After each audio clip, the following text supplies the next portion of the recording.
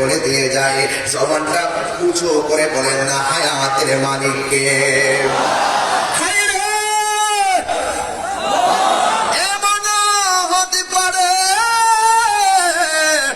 আজকের মাহফিলটার উসিলাই আমাদের সবার জীবনের গুনাহ মাফ হইতে পারে কি পারে না? আর জবান খুলে বলো পারে কি পারে না?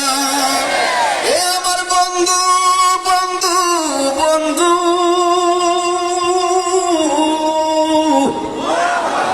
সর্বশেষ যেই মানুষটা জাহান্নাম থেকে বের হয়ে জান্নাতে যাবে, ওই মানুষটা জান্নাত আর জাহান্নামের মাঝখানে দাঁড়ায়া থাকবে।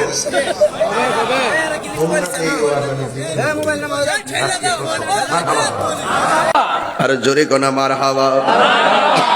জান্নাত এবং জাহান্নামের মাঝখানে এমন একটা লোক দাঁড়ায় থাকবে, যেই লোকটা সবার পরে জান্নাতে ঢুকবে। আল্লাহরে ডাক দিয়া বলবে, আল্লাহ এমন একটা জায়গায় তুমি আমাকে দাঁড় করাইছো, যেই জায়গার ভিতরে জাহান্নামের হাওয়া এসে আমার গালের মধ্যে লাগতেছে। এমন একটা জায়গায় তুমি আমার দাঁড় করাইছো, জাহান্নামের আগুন কত ভয়ঙ্কর, দুনিয়ার আগুন যত গরম, জাহান্নামের হাওয়া তার চাইতে 70 গুণ গরম। কেমনে থাকবেন? শীতের দিনে মাথা রৌদ্র লাগতেছে, অনেকে বলতেছেন